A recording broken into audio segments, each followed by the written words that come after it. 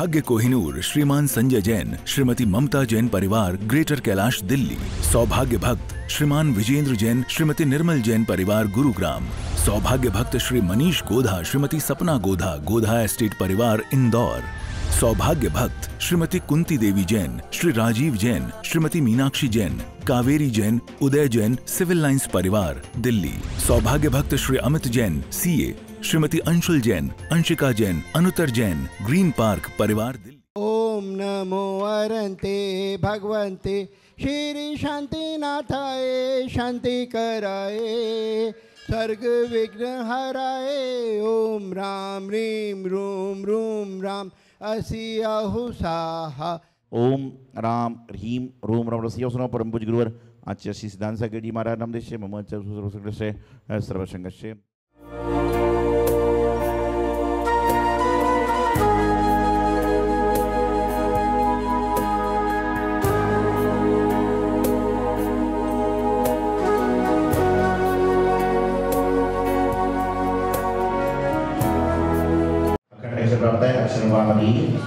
ओम ह्रीं श्री प्रथम श्री आदिनाथाय नमः। अनंत गुरुभक्ताय हरिओम नमामि। ओम ह्रीं चैतकेश्वर नमः देवभक्ताय श्री आदिनाथाय नमः नमामि स्वाहा। ओम ह्रीं चैतकेश्वर नमः प्रभुताय श्री आदिनाथाय नमः नमामि। श्री भगवती श्री काली सब ज्ञान प्रभुताय श्री आदिनाथाय नमः नमामि।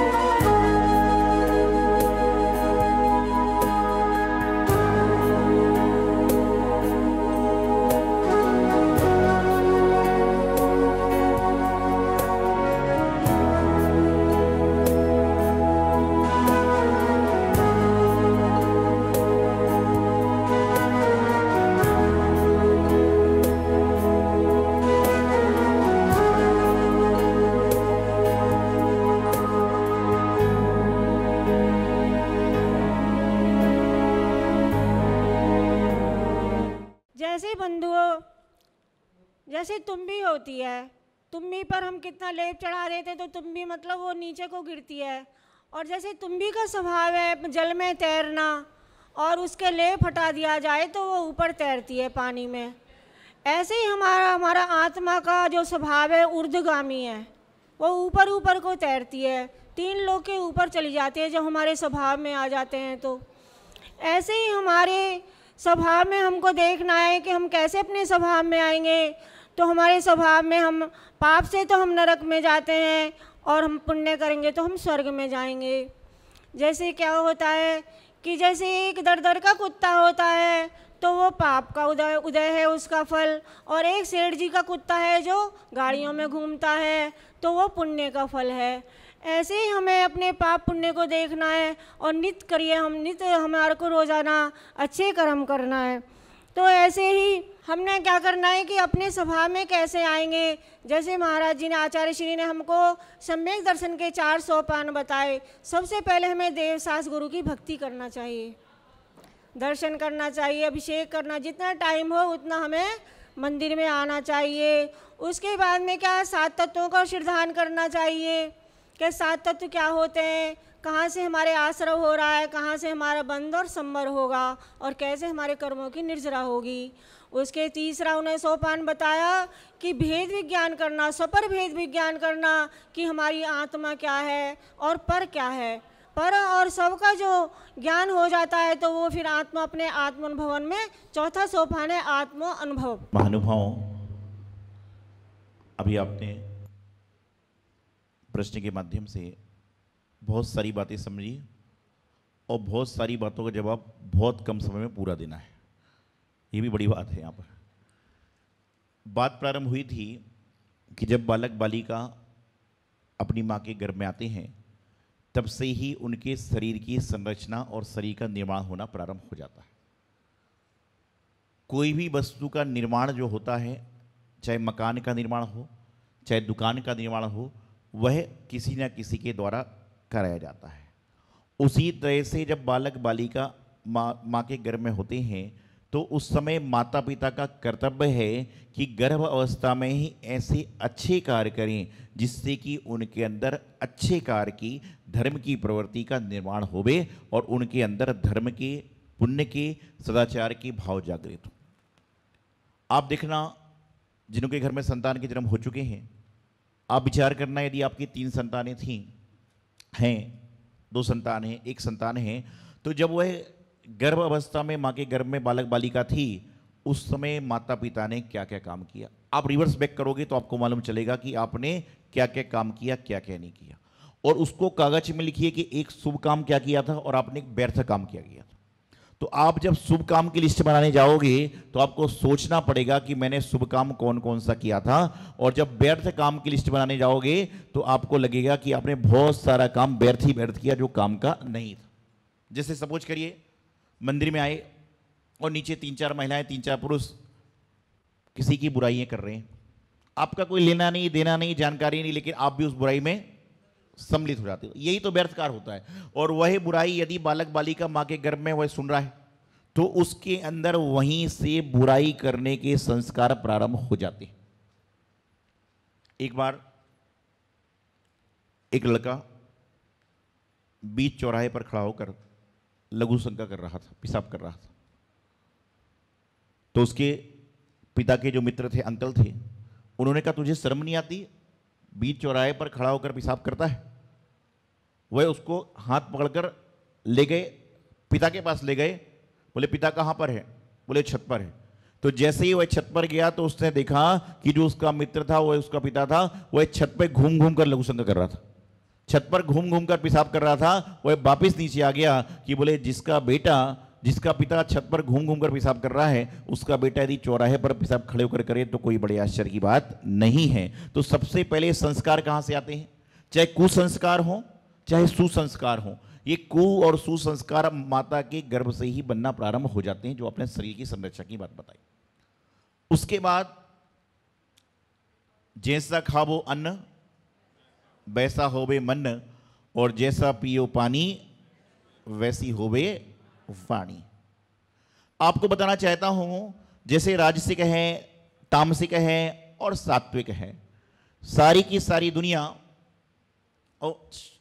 सारी दुनिया जो है राजसिक के पीछे भगी हुई। हर इंसान, चाहे फकीर भी क्यों ना हो, वह चाहता है कि मेरा जीवन कैसा हो जाए? राजसी हो जाए। मेरे ठाट बाट कैसे हो जाएं? राजा के जैसे हो जाएं। लेकिन ध्यान रखना, जो राजा होता ना, उसके दिन में कितने विकल्प होते हैं, कितने संकल्प होते हैं, कितनी समस्याएं होती हैं, कितनी व्यवस्थाएं होती हैं, सारी की सारी चीजें वहां पर संपन्न होती हैं। तो आपको विचार करना है कि राजसिक भोजन, तामसिक भोजन और सात्विक भोजन।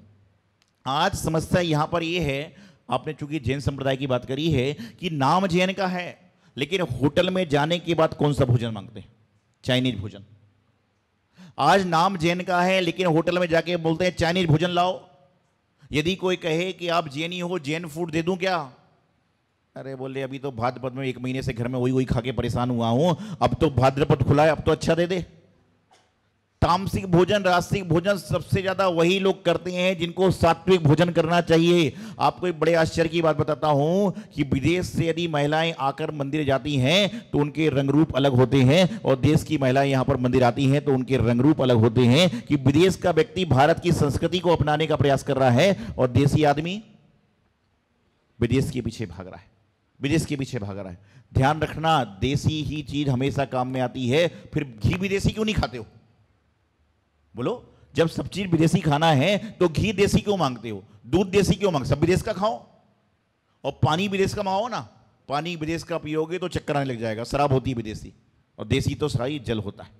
तो क्या होता है कि जैसा हम अन्न खाते हैं वैसे विचार हो। आज 100 में से 99.99% लोगों में गुस्से की मात्रा अधिक है। हम में खुद है, हमारे संतों में खुद है, सबके पास में। क्यों? क्योंकि यहां पर क्रोध की मात्रा बढ़ने का कारण एक महज ये है कि आपके आसपास का वातावरण दूषित हो चुका है, आपके आसपास का माहौल बिगड़ चुका है। आपके आसपास यदि आप क्रोध करते हो तो आपके क्रोध को समन करने वाला कोई नहीं है, बल्कि आपके क्रोध को और उत्पन्न करने वाला और तेज करने वाले लोग पैदा हो गए। इस कारण से दिक्कत हो रही है। पहले एक इंसान क्रोध करता था और लोग उसको समझाने वाले होते थे, और आज एक इंसान क्रोध कर रहा है, कहते हैं अग्नि जल रही है तो पानी डालने वाले कम और घी डालने वाले ज्यादा हैं। तो यहां पर क्या हो रहा है, भोजन तामसिक हो रहा है। आज बड़ी विडंबना है कि इंसान यदि कहीं पर जाता है, कपड़े खरीदने भी जा रहा है, तो यह देखता है कि ब्रेस की सील लगी है कि नहीं। आपका शरीर बस सात्विक है, शरीर भर देसी है, बाकी शरीर के अंदर अंगोपांग का निर्माण भी विदेश का हो चुका है, अन्यत्र हो चुके हैं। आप जैनागम को पढ़ते हैं, जैनागम में बहुत सारी व्यवस्थाएं हैं। जैनागम में तो सूक्ष्म सी सूक्ष्म बात को बताया गया है, और जो जैनागम को पूरा फॉलो कर रहा है उसके जीवन में कोई समस्या आ ही नहीं सकती। हो सकता है कि जैनिज्म को फॉलो करने वाला व्यक्ति अकेला पड़ जाए, लेकिन ध्यान रखना, सत्य के पीछे भीड़ नहीं होती, लेकिन सत्य हमेशा सत्य होता है। असत्य के पीछे भीड़ बहुत होती है, लेकिन असत्य कभी सत्य हो नहीं सकता। तो भोजन कैसा है? अभी मैं जब गुरुदेव आचार्य सिद्धांत सागर जी महाराज के साथ आशीर्वाद लेके जनकपुरी के लिए बिहार कर रहा था, तो पटेरे हम लोग पहुंचे। तो आचार्य श्री की गृहस्थ जीवन की बहन, जिन्होंने आचार्य श्री विद्यासागर जी महाराज से दीक्षा ली है, आरिका प्रशांतपति जी नाम है, उन्होंने सबसे पहले महिलाओं में ब्रह्मचर्य व्रत उन्होंने लिया था विद्यासागर जी महाराज से, जब उनके संग में 3-4 ही महाराज थे। तो वहाँ पर गर्मी का बहुत समय था, तो प्रवचन हॉल में प्रवचन की व्यवस्था थी। माता जी मुझसे कहा, महाराज जी प्रवचन हॉल की जगह बाहर हवा में करो, ठीक रहेगा। तो हम लोग वहाँ बैठे पटेरे में, तो वहाँ की जो दीवारें थी इतनी मोटी मोटी, तो वहाँ पर बैठ के ऐसा लग रहा था कि गर्मी में भी ठंड का आनंद आ रहा है। तो उससे माता जी एक बहुत अच्छा वाक्य कहा, जो मैंने भी अपने जीवन में विचार करने योग्य सोचा और विचार करना प्रारंभ कर दिया। बोले, महाराज जी ये दीवारें इतनी मजबूत क्यों हैं? क्योंकि पहले के जमाने में लोगों की कमाई खून पसीने की हुआ करती थी, तो दीवारें भी ऐसी होती हैं जो इतनी मजबूती प्रदान करती थी। और आज के जमाने में कमाई जो हो रही है, लोगों का खून पसीना निकाल कर हो रही है, इसलिए आज की दीवारें भी ऐसी बनती हैं कि गर्मी में गर्म ही गर्म और ठंडी में ठंडी। इतनी मार्मिक बात कही उन्होंने।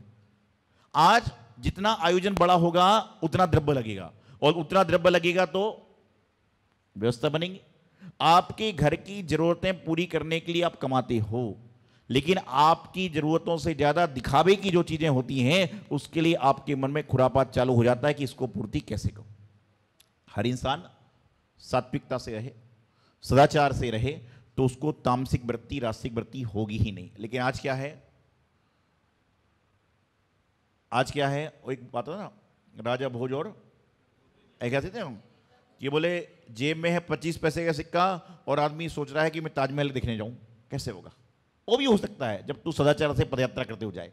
तो ऐसे ही हो रहा है। एक ख्याली पुलाव, भूल गया मैं कौन सा, एक था ना जो ख्याली पुलाव पकाता था, क्या था, मुंगेरी लाल के सब, हाँ कुछ था।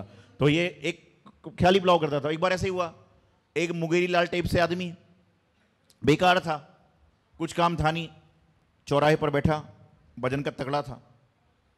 तो एक व्यक्ति घी लेकर घर जा रहा था, तो उसने कहा कि कुछ काम करोगे? बोले करूंगा।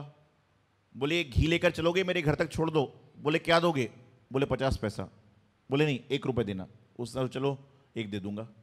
और वह मुंगेरी लाल घी लेकर चला घड़े पर। मुंगेरी लाल टाइप का आदमी होगा मतलब। तो ऐसे में सोचता है कि बोले आज मुझे 1 रुपये मिलने वाला है, मैं इसको खर्च नहीं करूंगा, मैं जाकर सब्जी लेकर आऊंगा और 1 रुपए की सब्जी मेरे 3 रुपए पैदा करेगी।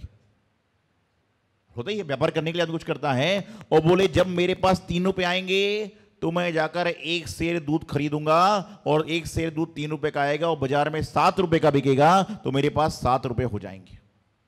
और जब मेरे पास 7 रुपए आ जाएंगे तो मैं 7 रुपए से 1 किलो घी खरीदूंगा और घर घर जाके 100-100 ग्राम बेचूंगा, तो मुझे 20 रुपए की प्राप्ति होगी। ऐसे करते करते 1 रुपए से लेके उसने 1000 रुपए तक की इनकम जोड़ ली। और जब 1000 रुपए की जब मेरे पास इनकम हो जाएगी तो मेरे पास लड़की वाले भी अपनी लड़की लेकर आएंगे कि ये लड़का कमाता है, इसकी शादी कर दी जाए। और जब मेरी शादी हो जाएगी तो उस समय क्या होगा, 2, 4, 5 साल बच्चे भी होंगे। तो जब बच्चे होंगे मेरी पत्नी उनको डांटेगी, तो मैं गुस्से में उसको एक पत्थर उठा के फेंक के मारूंगा, बोलूंगा तू बच्चों को मारती है। इतने में पत्थर तो नहीं था, उसके हाथ में घी का घड़ा था, उसने वही फेंक दिया। क्या था? उसके हाथ में घी का घड़ा था, वही फेंक दिया। तो 1 रुपए मिलना तो ठीक है, 10-20 दिन तक उसको उसके घर में काम करना मुफ्त में पड़ गया। तो ऐसी वृत्ति लोगों की हो रही।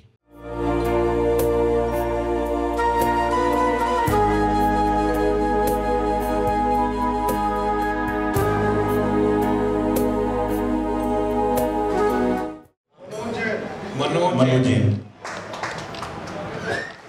सामने सर, आइए। अल्ले राकेश बिंदु जी आए सामने अपूर्व जैन इंदिरा बहुत अच्छा।